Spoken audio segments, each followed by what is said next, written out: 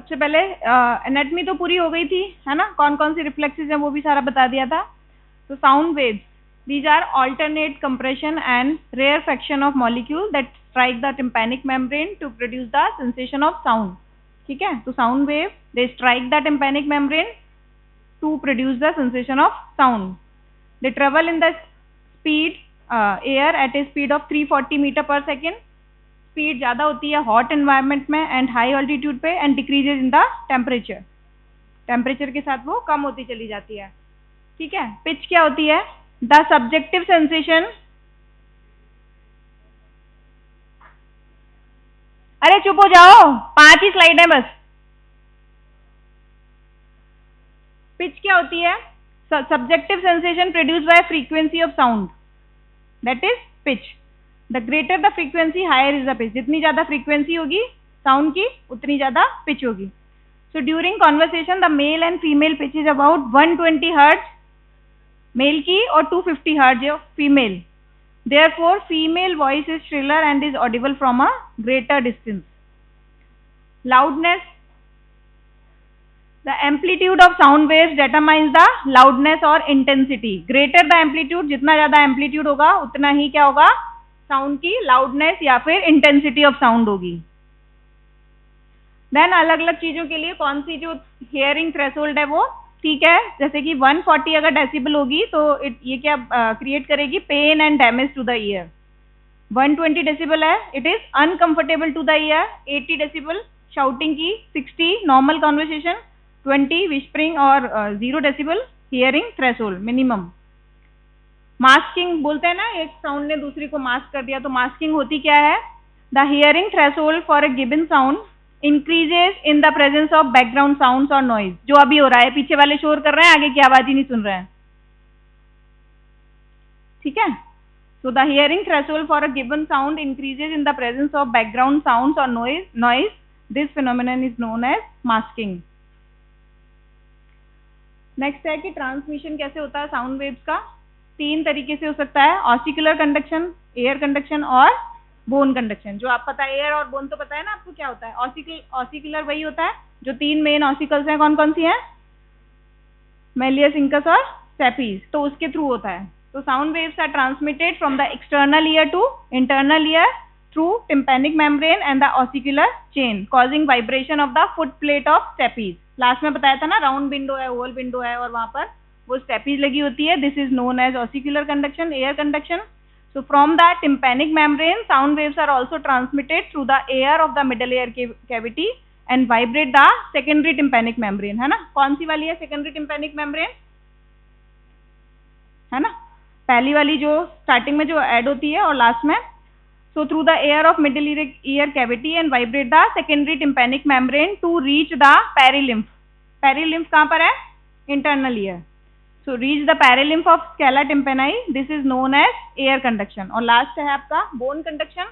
So from the environment, sound waves gets mechanically transmitted through the bones and reach the inner ear.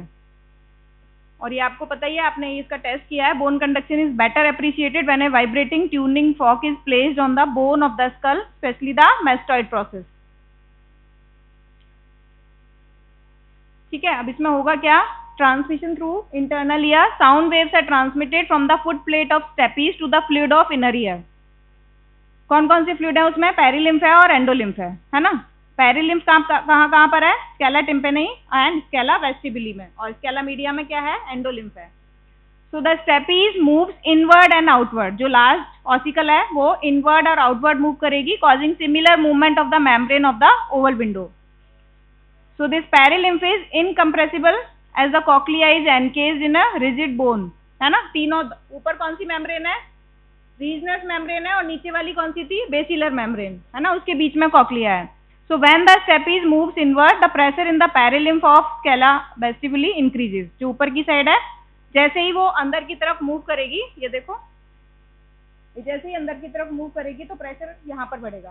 ठीक है, तो ये जो दिख रहा है ना एरो के, इस तरीके से पहले रीजनस मेम्ब्रेन का और फिर बेसिलर मेम्ब्रेन का कंप्रेशन हो जाएगा। So this depresses the Reissner's membrane, that in turn produces depression of the basilar membrane. The pressure wave is then transmitted to the perilymph of the scala tympani, vestibuli से नीचे जो perilymph है टिम्पेनी वहां तक transmit हो जाएगा and finally produces outward movement of round window into the middle ear. So when, ठीक है, अब इसके अपोजिट होगा जब when the stapes moves outward, पहले वो इनवर्ड मूव कर रही है तो कंप्रेशन हो रहा है, वापस से क्या होगा फिर there occur upward bulging of basilar membrane and the round window is pulled inward. The up and down movement of basilar membrane produces upward and downward movement of organ of Corti। ठीक है, ये जो arrow वाले निशान है इस तरीके से इनके इनवर्ड मूवमेंट होंगे और वापस से आउटवर्ड मूवमेंट होगा तो फिर से इसकी बल्जिंग हो जाएगी इस तरीके से। Next is transduction. तो ट्रांसडक्शन में क्या होगा, दो तरीके के पोटेंशियल जनरेट होंगे, रेस्टिंग मेम्ब्रेन पोटेंशियल और endocochlear potential. So basolateral resting membrane potential of hair cell, कौन कौन सी हेयर सेल है इसमें, इनर और आउटर हेयर सेल है ना, और उसके लिए सपोर्टिंग सेल्स हैं। So basolateral resting membrane potential hair cell का कितना है, -60 millivolt. The basolateral surface of hair cell is bath in perilymph, है ना, ऊपर की साइड पेरिलिम्फ है तो which has a low potassium concentration and high sodium concentration and zero potential.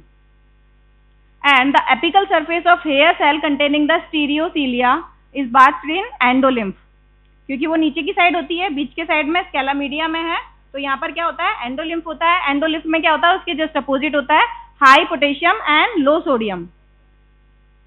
Relative to perilymph has a potential of +80 millivolt, ठीक है, उसका कितना है -60 और इसका हो गया +80। So the presence of tight junction between the supporting cell, कौन कौन सी सपोर्टिंग सेल होती है इसमें, 3 टाइप की होती हैं, कौन कौन सी है, लास्ट में बताया था मैंने। तो उन सपोर्टिंग सेल के बीच में जो टाइट जंक्शन है, they prevent any leakage of perilymph into the endolymph. Scala media में जो एंडोलिम्फ है वहां तक पेरिलिम्फ आ ही नहीं पाता। So the potential difference across the apical membrane कितना हो जाएगा, 140 मिलीवोल्ट, +80 और -60 मिलके। ठीक है, ये मैंने लास्ट टाइम भी बताया था, प्रोसेस ऑफ डीपोलराइजेशन, कि एक बड़ा लॉन्ग सीलियम होता है, बाकी जो होते हैं शॉर्ट होते हैं। So when the shorter stereocilia bend toward the longer stereocilia, ठीक है, छोटे वाले जब बड़े की तरफ मुड़ेंगे तो क्या होगा, कैटायन पॉजिटिव जो चैनल्स हैं वो ओपन हो जाएंगे, जिससे कि पोटेशियम की और कैल्शियम की एंट्री होगी। Resulting depolarization causes opening of voltage gated calcium channel on at the base of hair cell. ठीक है, जैसे ही वो उसकी तरफ मुड़ेंगे सारे छोटे वाले बड़े की तरफ, तो क्या होगा, वोल्टेज गेटेड कैल्शियम चैनल का ओपनिंग होगी और साइटोसोलिक कैल्शियम कंसेंट्रेशन इंक्रीज होगी। उसकी वजह से क्या होगा, फिर फ्यूजन होगा वेसिकल्स का और रिलीज होगा neurotransmitter glutamate. This results in release of glutamate into the synaptic cleft, producing action potential in the afferent sensory nerve fibre में एक्शन पोटेंशियल जनरेट होगा। ठीक है, और उसको रिस्टोर किया जाएगा by the diffusion of potassium along the electrochemical gradient. ठीक है, तो पोटेशियम कैल्शियम रिलीज होगा, कैल्शियम की कंसेंट्रेशन इंक्रीज होगी, जो वेसिकल जिनमें की न्यूरोट्रांसमीटर है वो फ्यूज होंगी, न्यूरोट्रांसमीटर रिलीज होगा और फिर एक्शन पोटेंशियल जनरेट होगा। और रीपोलराइजेशन में क्या होगा, इसके अपोजिट होगा। अभी क्या हो रहा था, सारे जो स्टीरियोसीलिया थे वो जो लॉन्गर स्टीरियोसीलिया की तरफ मुड़ रहे थे, यहाँ पे क्या होगा, उल्टा होगा। When the stereocilia are pushed away from the taller stereocilia, ठीक है, तो वो जो चैनल खुले थे वो सारे बंद हो जाएंगे और वहां पर क्या हो जाएगा, हाइपरपोलराइजेशन। ठीक है, दूसरा जो होता है यहाँ पर कॉक्लियर पोटेंशियल होता है, इसको बोलते हैं cochlear microphonics. It is the electrical response that represent the summated intracellular potential of many hair cell, inner और outer hair cell. It is generated instantaneously due to the large current flow across the apical surface of hair cell along a favorable electrical gradient. Each and every auditory stimulus, कोई भी auditory stimuli आएगा, it produces cochlear microphonic and it follows the pattern of vibration of basilar membrane precisely. So ये क्या होता है, एक oscillatory event है। दोनों में जो दो पोटेंशियल यहाँ जनरेट हो रहे हैं, एक एक्शन पोटेंशियल है और दूसरा है कॉक्लियर माइक्रोफोनिक। दोनों में क्या डिफरेंसेस हैं, cochlear microphonic no latency, no latency मतलब जैसे ही स्टिमुलस मिलेगा रिस्पॉन्स जनरेट होगा। ठीक है, यहाँ पर लेटेंसी होती है। हैव नो रिफ्रैक्टरी पीरियड मतलब मल्टीपल स्टिमुलाई को वो रिस्पॉन्स दे सकता है। ठीक है, have refractory period occur before the commencement of action potential, है ना, पीक तक जाने से पहले ही ये स्टार्ट हो जाता है। और ये जो एक्शन पोटेंशियल होता है, it occurs after the cochlear microphonics. When the stimulus rate is high, the rate of CM formation is more than that of action potential. और यहाँ पर क्या होता है, rate of action potential generated is less compared to that of cochlear microphonics. ठीक है, यहाँ पर कोई फटीग नहीं है ना, यहाँ पर न्यूरॉन्स जो है वो फटीग हो जाती हैं. नेक्स्ट आपके आ जाते हैं अप्लाइड एस्पेक्ट. तो पहला है नॉइज एंड मास्किंग. तो इसको बोल सकते हैं अपन defined as an aperiodic complex sound. 3 types की नॉइज है, white, narrow band and speech. तो पहली है वाइट नॉइज, तो which contains all frequencies in audible spectrum, analogous to white light which contains all the colours of visible spectrum. और ये किसके लिए यूज होती है, फॉर मास्किंग, दूसरी साउंड को कम करने के लिए. Narrow band, it is a white noise out of which certain frequency above and below the given noise have been filtered out. Its frequency range is smaller than the broadband white noise used to mask the tested frequency in pure tone audiometry. दूसरी third one होती है speech. It is a noise having all frequency in the speech range. Masking बता ही चुके हैं, in which the presence of one type of sound decreases the ability of ear to hear another type of sound. ठीक है. फिर आपका hearing loss जो आप पहले पढ़ चुके हैं, impairment of hearing and its severity may vary from mild to profound. So when there is little or no hearing at all, उसको डेफनेस बोलेंगे. Tinnitus, ringing sensation in the ear. और ये किस वजह से हो रहा है, due to the any irritative stimulation of either the inner ear or the 8th nerve, vestibulocochlear nerve. ठीक है. अगर हियरिंग थ्रेशोल्ड कितना लॉस हो रहा है, बेटर ईयर में नॉट सिग्निफिकेंट, अगर 0 से 25 डेसिबल तक उसको सुन रहा है. माइल्ड, अगर 26 से जो हियरिंग थ्रेशोल्ड है उसकी 40 डेसिबल है. मॉडरेट, अगर उसकी जो हियरिंग थ्रेशोल्ड है it increases 41 to 55. Moderately severe 56 to 70. Severe हो जाएगा अगर उसकी जो हियरिंग थ्रेशोल्ड है वो इंक्रीज हो गई है 71 to 91. और प्रोफाउंड अगर 91 से ऊपर हो गई है. ठीक है, ये सब आप पढ़ चुके हैं. कंडक्टिव, नर्व डेफनेस और मिक्स्ड हियरिंग लॉस, है ना, पता है ना तो आपको सबको. कंडक्टिव हियर लॉस क्या होगा, अगर साउंड वेव्स जो होती हैं वो एक्सटर्नल ईयर से कॉक्लिया तक नहीं पहुंच रही हैं तो कंडक्टिव हो जाएगा. ठीक है. कॉजेज कुछ भी हो सकते हैं, कोई ऑब्स्ट्रक्शन हो सकता है ईयर कैनाल में, टिम्पैनिक मेम्ब्रेन का परफोरेशन हो सकता है, या फिर फ्लूइड हो सकता है मिडिल ईयर में. ये टेस्ट भी पता है आपको, रीनीज टेस्ट, वेबर टेस्ट, एबीसी और शॉबैक टेस्ट. ठीक है, ये पता ही आपको इनका कि नॉर्मल है तो क्या होगा, air conduction is better than bone conduction. Bone conduction अगर बेटर होगा तो कंडक्टिव है, अगर ये वाला सीन है तो फिर नर्व डेफनेस है. ठीक है. वेबर में कोई लेटरलाइजेशन नहीं होगा, अगर लेटरलाइज हो रहा है डिजीज ईयर को तो कंडक्टिव है, अगर बेटर ईयर को हो रहा है तो नर्व डेफनेस है. एबीसी टेस्ट में अगर दोनों का एयर और बोन कंडक्शन सेम एग्जामिनर के जैसा है और रिड्यूस हो गया तो नर्व डेफनेस. ठीक है. नर्व डेफनेस में क्या होता है, it result from lesion of cochlea और 8th cranial nerve and its central connections. दोनों तरीके के हो सकते हैं, कंजेनाइटल और एक्वायर्ड.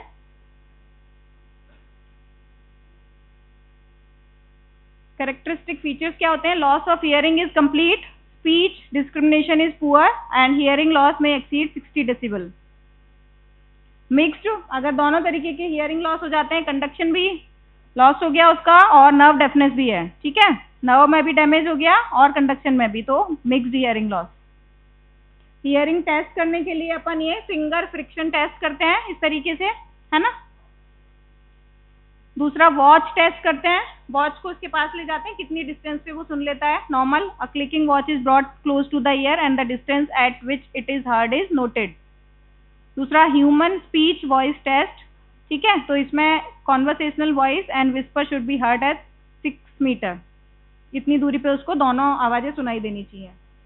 ट्यूनिंग फॉक आप कर चुके हो. कौन कौन से टेस्ट थे ट्यूनिंग फॉक के, वेबर टेस्ट, रीनी टेस्ट और शॉबैक, तीनों किए थे आपने, है ना. एबीसी टेस्ट भी था.